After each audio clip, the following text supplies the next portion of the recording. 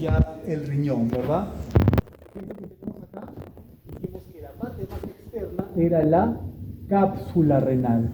La cápsula tenía dos partes, una cápsula externa y una interna.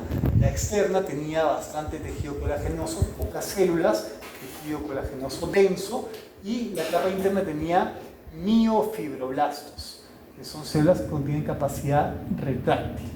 Luego encontrábamos la corteza renal, y en la corteza encontramos los glomérulos.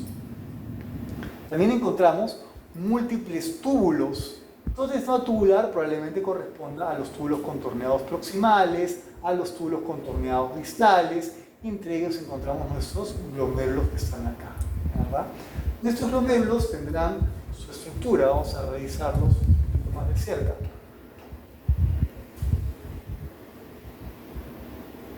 Vamos a encontrar un glomérulo que esté bonito. Este glomérulo es el chévere.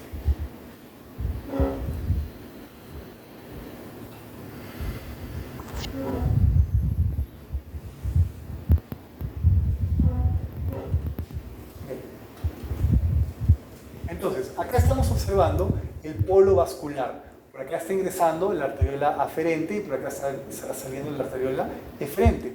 Este espacio en blanco, que es como una media luna o como una luna, es la cápsula de Bowman. Acá es donde se va a filtrar todo lo que viene de plasma ahí, y está bifurcándose en múltiples capilares. En la parte más exterior, formando la capa visceral de la cápsula de Bowman, vamos a tener los podocitos. Entonces, probablemente esa célula de acá sea un podocito, esa tal vez es un podocito, igual que esta de acá, probablemente esta de acá, tal vez esta de acá también. Y en el centro vamos a observar células que tienen bastante componente eosinofílico en el citoplasma, y esas posiblemente sean nuestras células mesangiales. Parte de esas células mesangiales estarán cercanas a la arteriola aferente para formar las células de lasis productoras de renina. Entonces, así es como se va a observar un glomérulo. También tiene la capa parietal del espacio de Bowman. Si continuamos nuestra visión, a ver.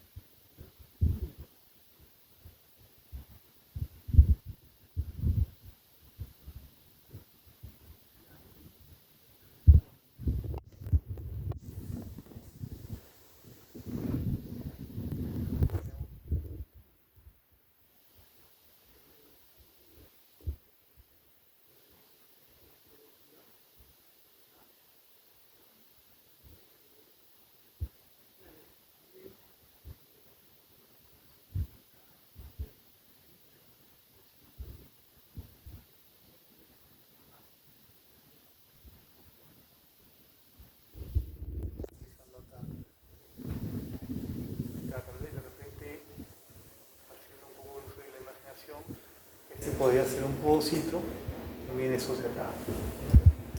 Estos son la luz de los diferentes capilares, y entre ellas las células mesangiales. Si nosotros nos desplazamos hacia la médula,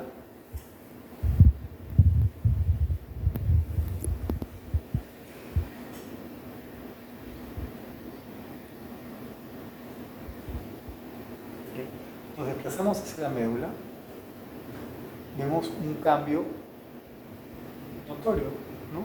Miren, esta es una acá bastante eosinofílica, y esta es una acá llena de túbulos.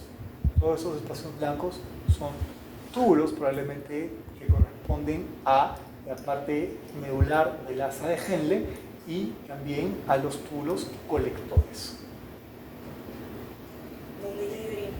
Claro, acá se fue una orina y esos terminan desembocando ¿en dónde? En la papila, ¿verdad? En la papila.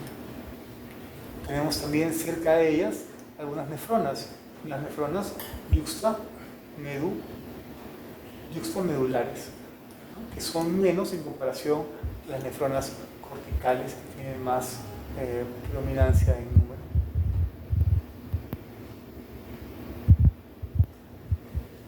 Más nefronas también.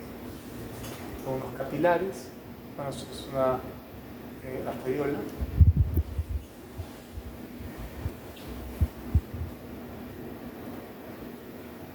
más nefronas. Son los capilares cortados de manera longitudinal, otros que son más simples y gruesos serán cortados de manera transversal. Bien. La siguiente lámina que vamos a observar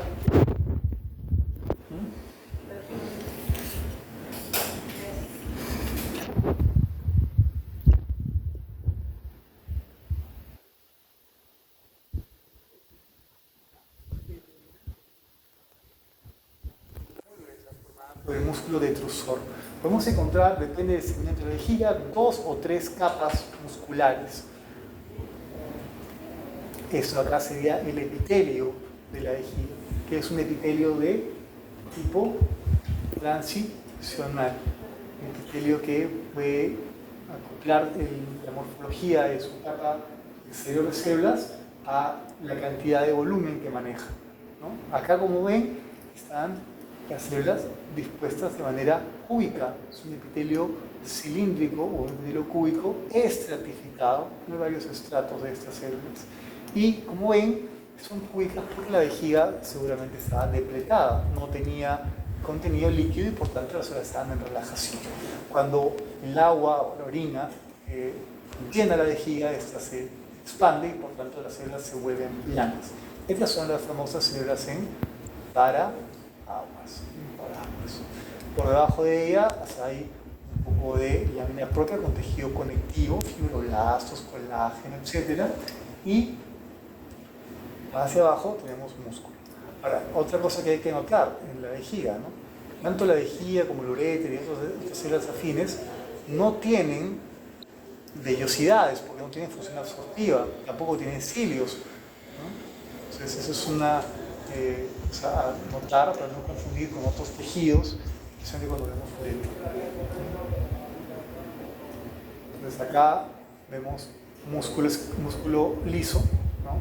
Una capa circular, acá una capa longitudinal de músculo liso, y todo este músculo liso pues es abundante, ¿no? Como les digo, es el músculo detrusor.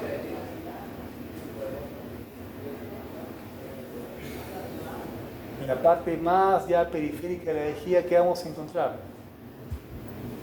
¿Qué será? Encontremos. Exacto. Adventicio. Eso sería.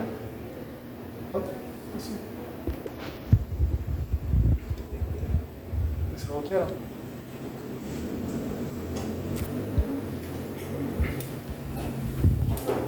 Eso.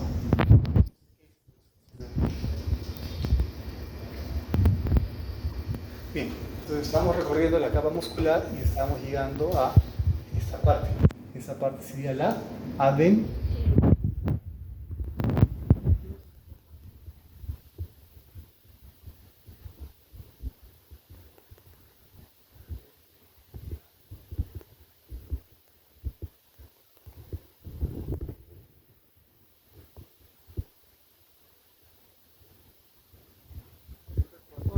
¿Cómo se llama la arteria que a algunas personas prevalece como un reservorio embrionario que irriga la parte superior de la vejiga?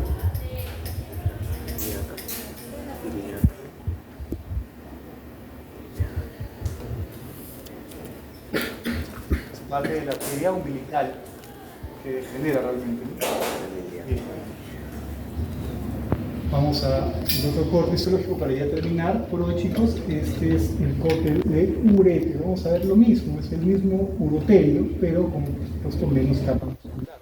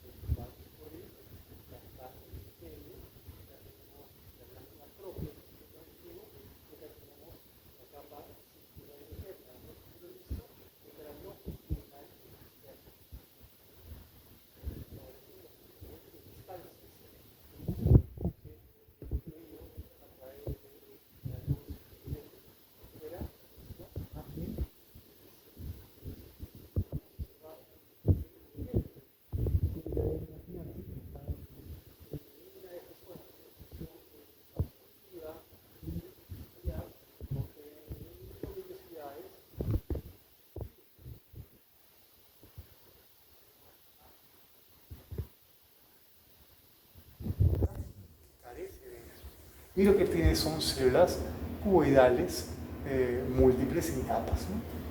O sea, células cuboidales. Acá también. Y luego acá estamos formando la lámina propia con tejido conectivo. Si continuamos viendo, más hacia la periferia, encontramos músculo liso, ¿no? Músculo liso circular y músculo liso longitudinal.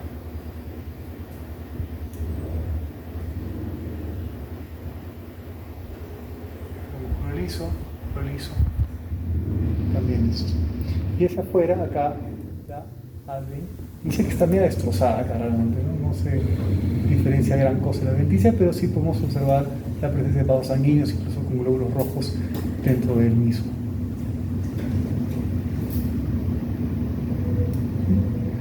Acá aparentemente son vénulas. Tejido muscular en la circular interna, tejido muscular en la longitudinal externa. Bien, chicos, entonces acá nuevamente va a quedar el urotelio, células cúbicas.